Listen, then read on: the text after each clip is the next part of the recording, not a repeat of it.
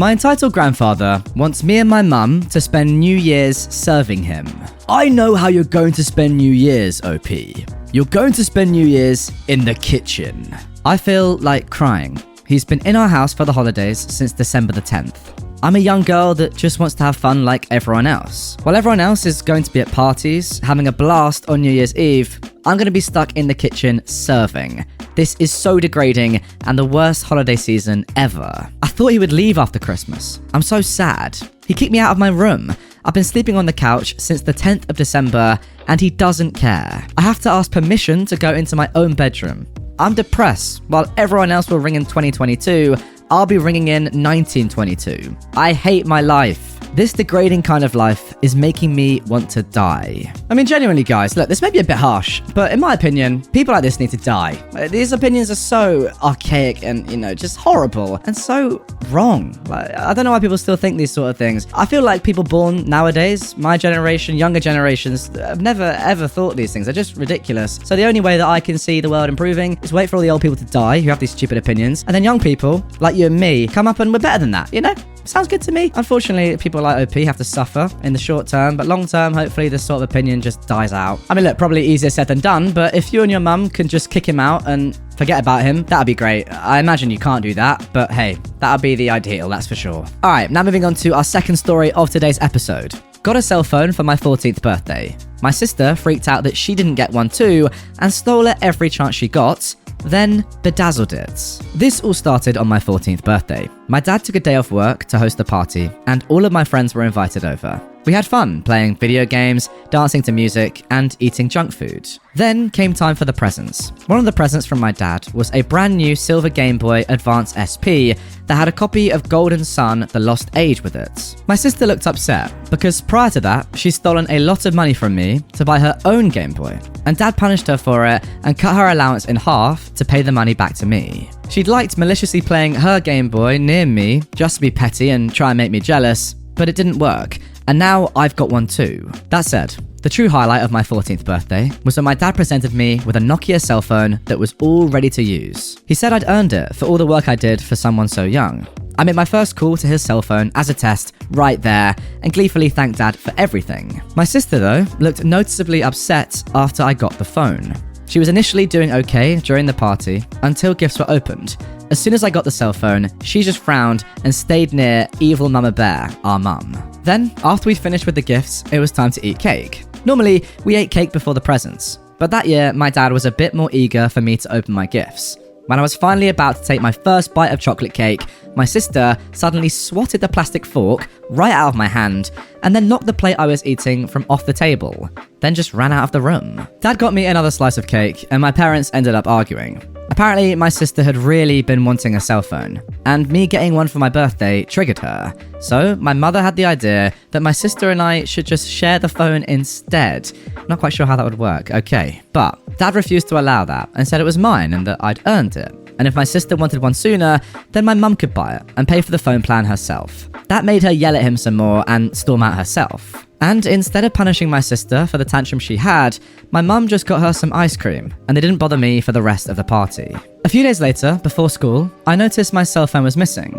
I asked my entitled mum and my sister if either of them had seen it, but both of them brushed me off and said that I'd probably lost it. So, I got the house phone and called my own number, and when I heard it ringing, it was coming from my sister's backpack. My sister noticed this and tried to take off, but I stopped her by grabbing her backpack while she was wearing it. This made our mum come running to yell at me. I told her that my sister had taken my phone and I wanted it back, but my mum said that I was being dramatic. So I hit redial on the phone and my sister's backpack started ringing again. I then said I was going to call Dad if my sister didn't give the phone back. Mum growled at me and then made my sister open her backpack. So I got the phone back, my sister called me a butthole and then just ran off. I pointed out to my mum the language that my sister had just used, and she shrugged it off, saying that I was being a butthole. I asked her how, and she just rolled her eyes and said a good big brother should share. A few days later, I couldn't find my phone again. My sister had taken it from its charger in the living room and ran off with it to hang out with her friends. I called my own phone, but the second my sister heard my voice when she answered, she just hung up. I called back one more time, and she did the exact same thing. I was fuming. I knew my mother wouldn't have done anything about it, so I called Dad at work. He was mad and said he'd handle it when he got home. That evening, when my dad and I got my phone back from my sister, we found she had bedazzled it with lots of colourful little plastic studs from a bedazzling kit that she had from Toys R Us. When Dad took it back, she screamed that classic bratty, "It's mine" line at him, then kicked him in the leg and ran off to cry in her room. Thankfully, all the bedazzling peeled right off, and a little Goo Gone with some paper towels got rid of what was left of the sticker glue. Dad got in another fight with my entitled mum about the phone and what my sister did to it. My mum kept trying to say it was supposed to be a shared item, but Dad reminded her that he got it for me and that my sister bedazzling it was just a way to try and claim it for herself. Now, this was anything but sharing. He told her the phone was mine to do with as I please, and if my sister wanted one so bad, then my entitled mum could buy one for her. End of discussion. Then, Dad told me from then on I was allowed to charge my phone in my room instead of in the living room like we'd originally arranged. My sister didn't like that, and I caught her trying to steal the phone from my room on more than one occasion. The first time, she snuck in early in the morning before I was awake, but I did wake up when she opened my door, and she froze like a deer in headlights for a moment when I turned my lamp on, and then she ran off. My sister did manage to get the phone and run off with it a few more times, and she used it to talk to her friends as much as she possibly could. This put the phone plan well over my paid minutes and really upped the bill. My dad was furious about that. My sister tried to say that I was the one who used up all the minutes, but I pointed out I usually only used the phone when I needed it. My evil mum tried to say it was no big deal, until my dad shoved the bill in her face and said that since it was no big deal, then she could pay the bill for letting my sister keep taking my phone. My mum flipped out after seeing the total, and they went back to fighting. In the end, Dad told my mum that if my sister ever pulled that rubbish again, then she would be paying for the bill. From that moment on, my entitled mum actually kept my sister from taking my phone, because she's always been a cheapskate and her own money was now involved in the matter. Anytime my sister did manage to get my phone again, my entitled mum always begrudgingly forced her to give it back. I don't really know if my sister ever did get her own cell phone as a teenager, because I moved out at 15 to live with my dad when my parents were divorcing. Yeah, your sibling is a total bitch. Sorry to say, but it is true. Look, I've got a sister myself, and while she may be like this sometimes, it's a very rare occurrence, so credit to her. But yeah, if my sister was like this, my god, I would probably have to disown her. What a horrible, horrible girl. Now, Opie has actually said that this is a story from a long, long time ago, and he's actually said that, yeah, back then, clearly she was a bit of a dog, but now she's grown up and learned, so fair enough, she is quite young in the story. But the mum, on the other hand, no excuses. You're a mother, I mean, come on, you've got kids and you're still acting like this. Embarrassing, but hey, Opie has called you evil mama bear for a reason. You're probably not the kindest soul. And now moving on to our final story of today's Entitled Parents episode.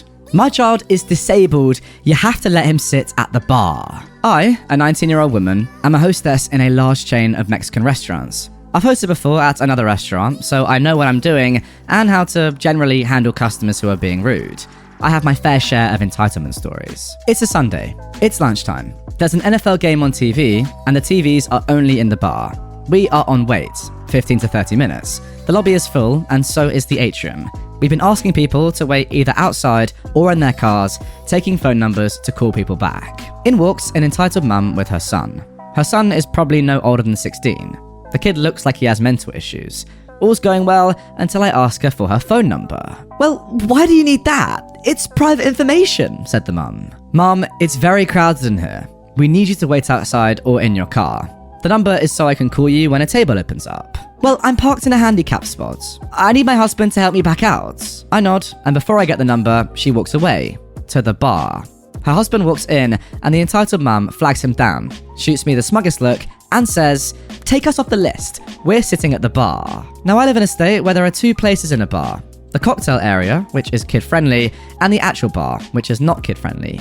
The entitled mum and her family are sitting in the bar, not the cocktail area. So, my petty self gets the bartender. I tell her, "Hey, you see that lady over there? She was terribly rude, and her son is definitely underage. Could you card him?" The bartender grins and says, "Oh yes, absolutely, I can do that." A few minutes later, I hear the entitled mum shriek, "He's disabled! You have to let him sit here with us!" The bartender calmly tells her that there's cocktail seating for families with kids. "But there's no room!" Then she'll have to go to the hostess and get on the list. The entitled mum stomps over.